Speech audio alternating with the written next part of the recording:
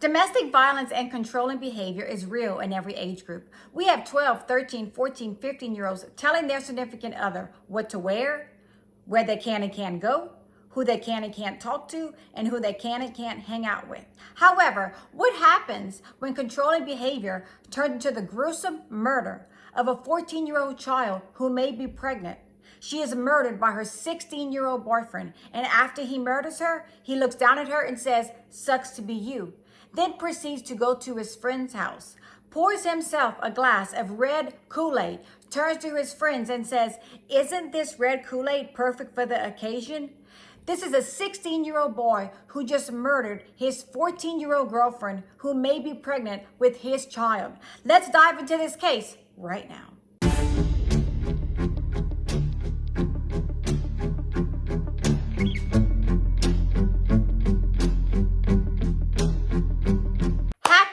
Thursday, my Cajun cuties. Yes, it's me, Anne-Marie, aka the Cajun Crime Queen from Carnevale, Louisiana. Cajun born, Cajun bred, and when I die, I'll be Cajun dead. I hope after this video that you like, subscribe, and comment. And don't forget to press notification bell so you never miss a video from me, Anne-Marie. And as always, thank you all for joining me on this Thriller Thursday evening as we discuss another true crime case. How are y'all doing on this Thriller Thursday evening? Thank y'all once again for joining me tonight. I hope y'all are all having a great evening so far. Today I'm taking you back to Beverly, Massachusetts in August of 1991, where a gruesome murder of a 14-year-old girl took place. However, before we begin, I just want to tell y'all that this sad story was made into a movie. Now, do y'all remember watching those Lifetime movies back in the 90s with your mom? Like on a Sunday night, you would like curl up and here comes a Lifetime movie. You had to watch all the commercials and it took 2 hours. Well, all these Lifetime movies were very sad, but they were based on true stories.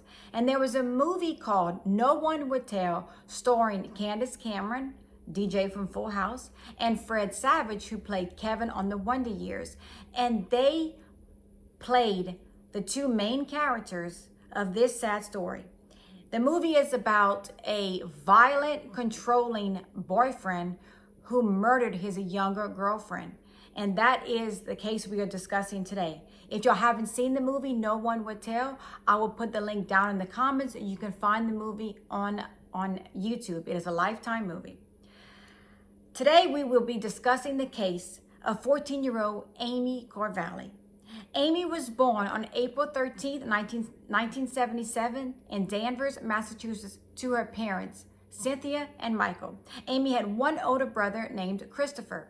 When Amy was just a baby, her family packed up and moved to Beverly, Massachusetts, where sadly Amy would be murdered.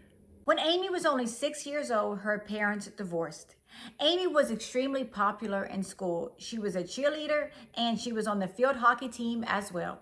Amy was loving, compassionate, sweet, beautiful, and always saw the good in everyone. She also loved the outdoors and loved playing golf with her father.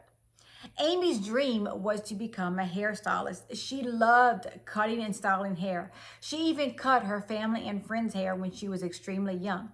Amy was very excited around this time because she had just made the freshman cheer team. Now remember, that's really hard because even though Amy was a cheerleader in junior high, high school is a whole different ball game, and she did in fact make the freshman cheer team. When Amy was 12 years old, she met 14-year-old Jamie Fuller. And let me tell y'all something. When I researched this dude, he was not a good dude, no. He was a bad boyfriend. He was a troublemaker, just a bad guy in general at only 14 years old. Amy fell madly in love with him. We all know how that is. Puppy love, true love, young love. We all think we're all in love. We're going to marry this person. We're going to spend the rest of our lives together. Amy was head over heels in love. Everyone says that Jamie was a horrible boyfriend towards Amy. He was degrading. He would control her every move, control her life, degrade her in front of people, scream and yell at her. He didn't care who was around. He was constantly controlling Amy. They were constantly on and off. Everyone said it was an extremely unhealthy, toxic relationship. It was also said that Jamie put rules on Amy. And one of the rules was, you can't talk to boys, you can't hang out with boys, you can't have boys that are friends, no boys around. Now let me tell y'all something. At first, I didn't believe this. I was like, a 14-year-old telling a 12-year-old what to do? I mean, when we were that age, back in the 90s when I was 12, I don't recall any boyfriends telling their girlfriends what to do. I mean, guys our age, they were playing football, cutting down trees, trying to find any way to make money, mowing the grass. Nobody was controlling each other. However, one of my friends did tell me that she has a daughter. And she said that her daughter's boyfriend was upset because she didn't post him on some type of social media platform and he wasn't talking to her and he was all upset. And they were 12 years old. I said, 12 years old? I was shocked that this is happening. But in reality, there are 12, 13, 14-year-olds that are controlling their significant other. They are making all these rules that they have to follow at only 12 years old. Now, when you see a controlling boyfriend who is 14 years old, you have to wonder what kind of home life he has. I mean, is his father controlling? Is his mother controlling? What makes a 14-year-old think it's okay to control their girlfriend?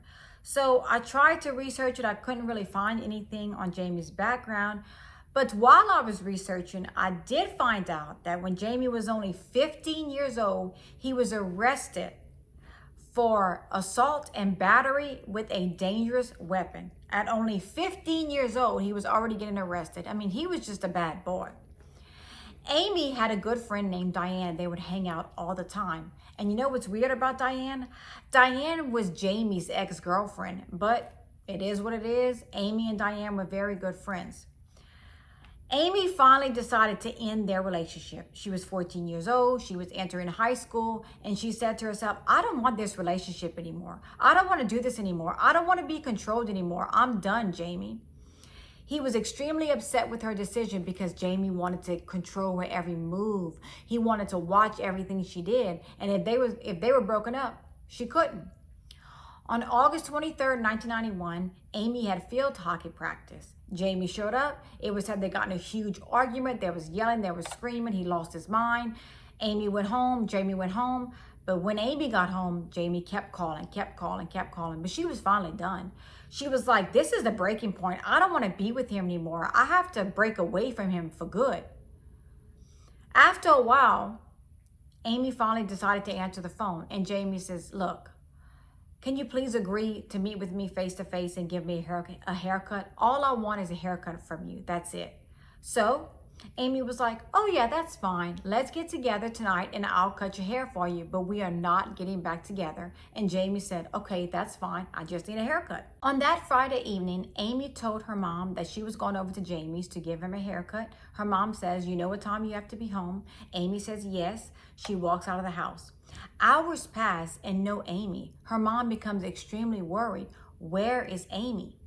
Amy's mom calls the police and tells the police that she hasn't seen her daughter in hours.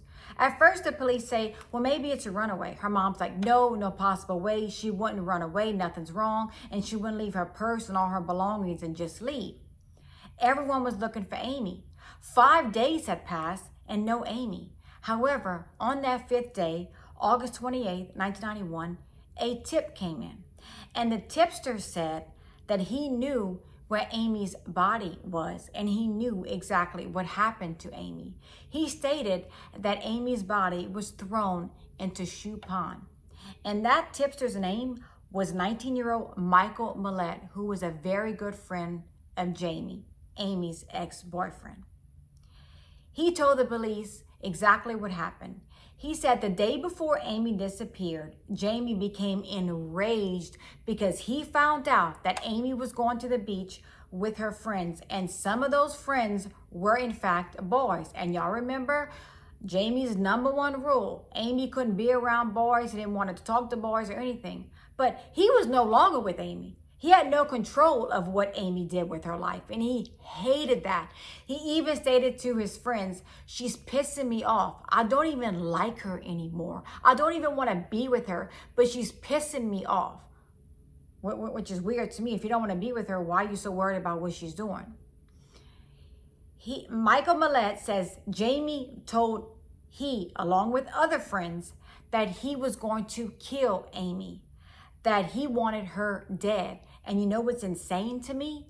Jamie told all his friends this. He told his friends straight up, I'm going to kill Amy. And no one, not one of his friends, warned Amy that Jamie wanted to kill her. And that's the sad thing. No one told her anything. And maybe that's why the movie is named No One Would Tell, because a lot of people knew that Jamie was planning to kill Amy. You may not believe a person when they say they're going to kill someone, because you hear people say that all the time, like, oh, I'm going to kill him. But if the person seems unhinged, maybe you should tell that person's trying to kill them, because you never know what someone is feeling and thinking at the time. Jamie and Amy arrive at the house, and when they arrive at the house, the four friends are there, and the four friends know Jamie's plan. They know exactly what's going to happen because Jamie took out a knife, showed it to his friends, and said, this is the knife I'm going to kill Amy with. The friends, along with Jamie, talk Amy into going for a walk. They all go for a walk. Jamie and Amy are ahead of the four friends. They're walking. The friends say Amy and Jamie disappeared into the woods where no one could see them. That is when Jamie pulled out a knife. Amy tried to run. He grabbed her, told her he loved her in her ear, then stabbed her multiple times in the chest, stomach, and back. When Amy fell to the ground, she got up and started to run. He grabbed her, slit her throat, and she fell to the ground. And it was said that Amy said, I love you, Jamie. He says that he got so annoyed with the sound of Amy choking on her own blood that he looked down on her and stomped her to death to make sure she was dead. I cannot get over the fact that all four of these boys knew exactly what Jamie was going to do, and no one stopped him. They could have stopped all of this in seconds or minutes, told Amy, hey, don't go in the woods with him. Let's all leave. Jamie, you're crazy. We're not doing this. Please don't do this. They could have gone to the police, anything. Those four friends did absolutely nothing and heard the whole thing. Jamie steps out of the woods and says, it's done, and shows his friends the knife that was bent during the attack. I cannot imagine how scared Amy was. She was only 14 years old. And as y'all know, I have two teenage daughters, so I couldn't even imagine this. This just is heartbreaking. All of the friends go back to one of the friends' house. Jamie goes and washes off all the blood, then goes to the refrigerator, grabs a glass and the Kool-Aid, pours himself a huge glass, and shows his friends the red Kool-Aid and says, isn't this color right for the occasion? And laughed. This is a sick 16-year-old kid. He looked at all of his friends and said, y'all will be next if y'all tell anyone. So Jamie and Michael went back into the woods carrying garbage bags, wrapped up Amy's body, and put her body in Michael's car and drove to their destination. It was said once they got to the destination, they threw Amy's body over a fence and heard her bones breaking. And when they heard this, it was said they started laughing, and Jamie said, don't break on me, Amy. That is when the two boys tied cinder blocks to Amy's body and dropped her in shoe pond. And allegedly, Jamie looked at Amy's body as it was going under and said, Amy, sucks to be you. This 16-year-old kid was not right. This was not a 40-year-old man with all kind of life experiences, or nothing. This was a kid that committed the worst of all crimes. He murdered his 14-year-old ex-girlfriend with a knife. So personal. She even told him, according to him, that she loved him. And you're going to brutally murder your 14-year-old ex-girlfriend because you can't control her? This kid was completely unhinged and laughed about it, joked about it. I mean, this is crazy. And it's also crazy that no one stopped him. After murdering Amy, Jamie took out Amy's necklace, which was covered in blood, and puts it on. What a psychopath. But you know what they always say? Serial killers love to take trophies, just like Derek Todd Lee did. Derek Tolley took something from every crime that he ever committed. So did Ted Bundy. So Jamie, in my opinion, was on the path of becoming a serial killer. Now, police locate Amy's body, and Jamie's friends make a startling confession. They tell police that Amy is in fact pregnant and that Jamie told them that he would pay them if they would help him terminate the pregnancy, like punching Amy multiple times in the stomach or throwing her down a flight of stairs. Y'all, this is a 14-year-old child that he is planning to take the life of. And you want your friends to help you? And you're telling your friends that if Amy doesn't terminate the pregnancy, that you're going to kill her? You know how scary this is? You know how scared Amy was if she was in fact pregnant? However, when the autopsy results came back, Amy was in fact not pregnant. Now, I don't know if Amy was ever pregnant. I don't know if Jamie just said that. I don't know if Amy terminated the pregnancy or lost the pregnancy. I don't know what happened, but she was not pregnant at the time of her murder. Now, all of this is very scary to me because at the time, Amy was only 14 years old and going through all of this. And when police interviewed Amy's friend, Jamie's ex-girlfriend, Diane also told the cops that Jamie was very abusive towards her when they were dating. Diane also states that Jamie told her that he was going to kill Amy. He also told Diane how he was going to kill Amy. And once again, no one told Amy. No one warned her. No one told her, like, hey, I'm just letting you know, FYI, he's telling people he's planning to kill you. No one said anything. Now, if that's true, if Diane was being abused by Jamie before Amy, that means he was 13, 14 years old abusing women. So there's some type of underlying issue because that is not normal. He was that young abusing women. So you have to wonder what was actually going on in Jamie's mind, because it sounds like he just didn't like women. He was abusing them, and now he was murdering his ex-girlfriend. 16-year-old Jamie Fuller was arrested and charged with the murder of 14-year-old Amy Carnevale.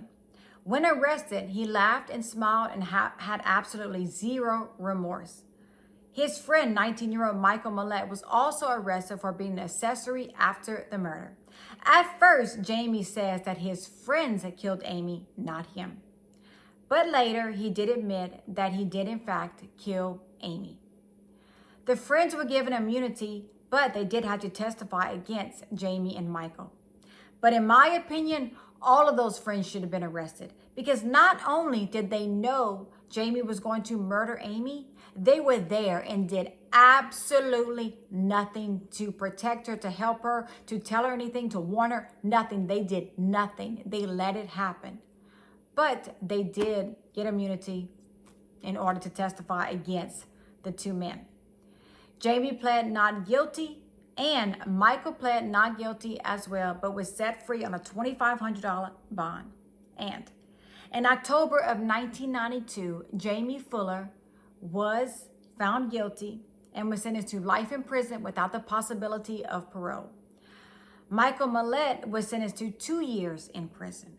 Now, in my opinion, Michael Millett should be there for the rest of his life as well, because this was just cruel. Cruel. This was horrible. In 2019, due to a law change, Jamie was up for parole. But of course, he was denied parole in 2019. Jamie is now in his 50s. And I don't know what he's up to now, but let me just tell y'all something. This man should never get out of prison, ever. He should stay in there for the rest of his life, because he wasn't right and he had no remorse for murdering his ex-girlfriend. He should stay there.